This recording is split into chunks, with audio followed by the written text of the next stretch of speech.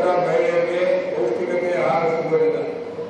ಜ್ವಾಳ, ಗೋಧಿ, ಅದೇ ಪುಂಡಿ ಪಲ್ಯ, ಬ್ಯಾನಿ ಬಿಟ್ಟರೆ ಬಂದು ಅದರಲ್ಲೇ ಇರ್ತಾರೆ. ಹೀಗಾಗಿ ಅಪೌಷ್ಟಿಕತೆ ಹೆಚ್ಚಾಗಿ ಬಾಣತಿಯರ ಬಾಣತನ ಕರೆಕ್ಟ್ ಆಗೋದಿಲ್ಲ, ರಕ್ತಹೀನತೆ ಭಾಳ ಆಗ್ತದೆ. ಮತ್ತು ಹುಟ್ಟಿರ್ತಕ್ಕಂಥ ಮಕ್ಕಳು ಕೂಡ ಅಪೌಷ್ಟಿಕತೆ ಮಾಡಿದ್ದಾರೆ. ಇಡೀ ದೇಶದಲ್ಲಿ ಕೋಟ್ಯಾವಧಿ ಜನರಿಗೆ ಅಪೌಷ್ಟಿಕತೆ ಒಳಗಾಗಿದ್ದಾರೆ. ಇದರಿಂದ ಕೇಂದ್ರ ಸರ್ಕಾರ ಎಲ್ಲ ರಾಜ್ಯಗಳಿಗೂ ಕೂಡ ಎಲ್ಲ ಜನರ ಮಕ್ಕಳು ಕೂಡ ಪೌಷ್ಟಿಕತೆಯಿಂದ ಆರಾಮಾಗಿ ಬದುಕಬೇಕು, ರಕ್ತಹೀನತೆ ಇರಬಾರ್ದು. ಅಪೌಷ್ಟಿಕತೆಯಿಂದ ಮಕ್ಕಳ ಸಾವು ಬಹಳಷ್ಟು ಆಗ್ತದೆ, ಅದನ್ನು ತಡೆಗಟ್ಟಬೇಕು. ಭಾರತೀಯ ಕೂಡ ಹೇರಿಗೆ ಸಮಸ್ಯೆಯಿಂದ ಬಹಳಷ್ಟು ಅನಾನುಕೂಲ ಆಗಿರ್ತಕ್ಕಂಥದ್ದನ್ನು ಕಂಡುಹಿಡಿದು ಎಲ್ಲ ವೇದಿಕೆ ಮೇಲೆ ಇರ್ತಕ್ಕಂಥ ಎಲ್ಲ ಸಿರಿಧಾನ್ಯಗಳೇನಿವೆ, ಹೆಸರು, ಅಕ್ಕಿ, ಗೋಧಿ, ಬ್ಯಾಳಿ, ಬೆಲ್ಲ, ಇವೆಲ್ಲ ಮೆಂತ್ಯ ಪಲ್ಯ, ರಾಗಿ ಪಲ್ಯ, ಪುಂಡಿ ಪಲ್ಯ, ಮೆಣಸಿನಕಾಯಿ, ನಿಂಬೆ ಹಣ್ಣು ಮತ್ತು ವಿವಿಧ ರೀತಿಯ ಹಣ್ಣುಗಳು, ಎಲ್ಲ ರೀತಿಯ ಹಣ್ಣುಗಳನ್ನು ಬಂದ್ರೆ ತಾಯಿಯೊಂದಿಗೆ ಬಾಣತಿಯರಿಗೆ ತಿನ್ನಿಸೋದ್ರಿಂದ ಸದೃಢವಾದಂಥ ಮಗನೂ ಕೂಡ ಬಂದರೆ ಹೇಳ್ತಾಳೆ ಹೇಗೆ ಸಮಯದಲ್ಲಿ. ಮತ್ತು ಆ ಹುಡುಗರು ಕೂಡ ಪೌಷ್ಟಿಕತೆಯಿಂದ ಅಪೌಷ್ಟಿಕತೆಯಿಂದ ಬರೋದಿಲ್ಲ. ಎಲ್ಲವನ್ನ ಉದ್ದೇಶ ಇಟ್ಟುಕೊಂಡು ಭಾಳ ಒಳ್ಳೆಯ ಕಾರ್ಯಕ್ರಮ.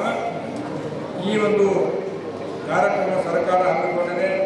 ಇವತ್ತು ತಾವೆಲ್ಲ ಬೇರೆ ಬೇರೆ ಸರ್ಕಾರ ಬಂದ ತಕ್ಷಣ ಕೂಡ ಮೊಟ್ಟೆ ಕೊಡ್ತಕ್ಕಂಥ ಕಾರ್ಯಕ್ರಮ, ಬಿಸಿ ಊಟ ಕೊಡ್ತಕ್ಕಂಥ ಕಾರ್ಯಕ್ರಮ, ಬೇರೆ ಬೇರೆ ಹಣ್ಣು ಹಂಪಲು, ಬಾಳೆಹಣ್ಣು ಕೊಡ್ತಕ್ಕಂಥ ಕಾರ್ಯಕ್ರಮ, ಇವೆಲ್ಲವನ್ನು ಕೂಡ ಸರ್ಕಾರ ನಡೆದುಕೊಂಡು ಬಂದಿರತಕ್ಕಂಥದ್ದು.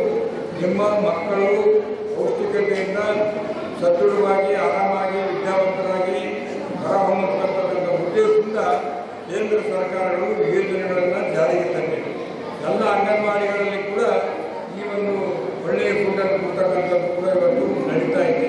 ಹಣ್ಣು ಹಂಪಲ ಕೊಡ್ತಕ್ಕಂಥದ್ದು ನಡೀತಾ ಇದೆ, ತತ್ತಿ ಕೊಡ್ತಕ್ಕಂಥದ್ದು ನಡೀತಾ ಇದೆ. ಪೌಷ್ಟಿಕ ಆಹಾರ ಗರ್ಭಿಣಿ ಸ್ತ್ರೀಯರಿಗೆ ಮತ್ತು ಅಪೌಷ್ಟಿಕತೆಯಿಂದ ಬಳಸ್ತಕ್ಕಂಥ ಹುಡುಗರಿಗೆ, ವಿದ್ಯಾರ್ಥಿಗಳಿಗೆ ಕೊಡ್ತಕ್ಕಂಥ ಕೆಲಸ ಒಳ್ಳೆಯ ರೀತಿಯಿಂದ ಇದನ್ನು ಪಡ್ಕೊಳ್ಬೇಕಂತ ಹೇಳಿ ಭಾಳಷ್ಟು ತಾಯಂದಿರು ಸೇರಿದ್ದೀರಿ, ಅಂಗನವಾಡಿ ಶಿಕ್ಷಕರಿದ್ದೀರಿ, ಬಾಣತಿಯರಿದ್ದೀರಿ. ನೀವು ಏನು ಚೆನ್ನಾಗಿ ಪೌಷ್ಟಿಕ ಆಹಾರವನ್ನು ತಿಂತೀರಿ, ನಿಮಗೆ ಹೆರಿಗೆ ಸರಿಯಾಗಿ ಆಗ್ತದೆ. ಮತ್ತು ಹುಟ್ಟತಕ್ಕಂಥ ಮಗನು ಕೂಡ ಅಪೌಷ್ಟಿಕತೆಯಿಂದ ಬಳಲುವುದಿಲ್ಲ. ಎಲ್ಲ ರೀತಿಯಿಂದ ಸದೃಢವಾಗಿ ಒಳ್ಳೆಯ ವಿದ್ಯಾವಂತನಾಗಿ ಹೊರಹೊಮ್ತಾನೆ ಅಂತಕ್ಕಂಥದ್ದು ಉದಾಹರಣೆ ಇದೆ. ಕಾರಣ ತಾವು ಬೇರೆ ಬೇರೆ ಕಬ್ಬಿಗೆ, ಎಣ್ಣೆ, ಬಜಿ ಅಂಥವೆಲ್ಲ ಬಿಟ್ಟು ಬಂದ್ರೆ ಹಣ್ಣು ಹಪ್ಪಳ, ದವಸ ಧಾನ್ಯ, ಸಿರಿಧಾನ್ಯ, ಕಾಯಿಪಲ್ಯ ಇವೆಲ್ಲ ತಿನ್ನೋದ್ರಿಂದ ನಿಮ್ಮ ಹೇರಿಗೆ ಕೂಡ ಚೆನ್ನಾಗಿ ಆಗ್ತದೆ. ನಿಮ್ಮ ಮಕ್ಕಳಿಗೆ ತಿನ್ನಿಸಿದ್ರೆ ಅವರು ಕೂಡ ವಿದ್ಯಾವಂತರಾಗ್ತಾರೆ. ಯಾಕಂದರೆ ಮಕ್ಕಳಿಗೆ ಸಣ್ಣ ಒಳತವನ್ನು ಕೂಡ ಚಾಕ್ಲೇಟ್ ಬೇಕು ಕೊಟ್ಟಿರೋದು. ಅದರಿಂದ ಹಣ್ಣು ಹೋತವ ಅವ್ರ ಮೇಲೆ ಅಪೌಷ್ಟಿಕತೆಯೂ ಭಾಳ ಆಗ್ತದೆ. ಅದೇ ರೋಗದಾಗ ಏನಪ್ಪ ಅಂದ್ರೆ ಒಂದು ಬಾಳೆಹಣ್ಣು ಕೊಡ್ರಿ, ಒಂದು ಯಾವ್ದಾದ್ರು ಹಣ್ಣು ತಿನ್ನಿಸ್ರಿ. ಬೇರೆ ಏನಪ್ಪ ಅಂದರೆ ಹೆಸರುಗಳು ನೆನೆಯಿಟ್ಟು ಮಡಿಕೆ ಆಗಿರ್ತಕ್ಕಂಥ ಮೆಣಸಿನಕಾಯಿಗಳು ತಿನ್ನಿಸ್ರಿ. ಇದರಿಂದ ಏನಪ್ಪ ಅಂದರೆ ನಿಮ್ಮ ಮಕ್ಕಳು ಭಾಳ ಪೌಷ್ಟಿಕತೆಯಿಂದ ಆರಾಮಾಗಿದ್ದು ವಿದ್ಯಾವಂತರಾಗಿ ಹೊರಹೊಮ್ಮತಕ್ಕಂಥ ಉದ್ದೇಶದಿಂದ ಇದನ್ನು ನಮ್ಮ ಸರ್ಕಾರ ಜಾರಿಗೆಲ್ಲ ತಂದಿದೆ. ಮತ್ತು ಮೊನ್ನೆ ಕೂಡ ಹೊಸ ಒಂದು ಇದರ ಯೋಜನೆಯನ್ನು ಮಧು ಬಂಗಾರಪ್ಪನವರು ಯಾದಗಿರಿಯಲ್ಲಿ ಎಲ್ಲ ಸಾರ್ವಜನಿಕರ ಜೊತೆಗೆ ಹೊಸ ಕಾರ್ಯಕ್ರಮವನ್ನು ಕೂಡ ತಂದಿದ್ದಾರೆ.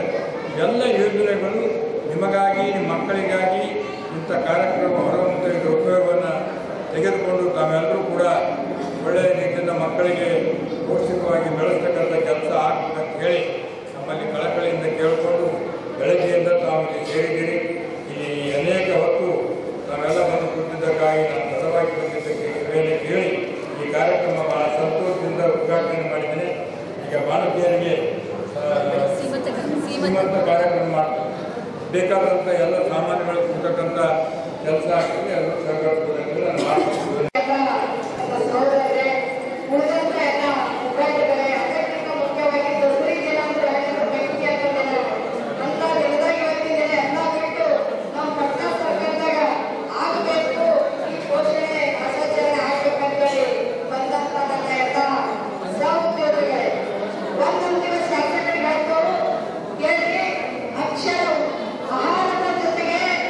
ಆಹಾರದ ಜೊತೆಗೆ ಅಕ್ಷರ ಜ್ಞಾನವನ್ನು ಕೊಂಡು ಬಂದಿದೆಯಲ್ಲ,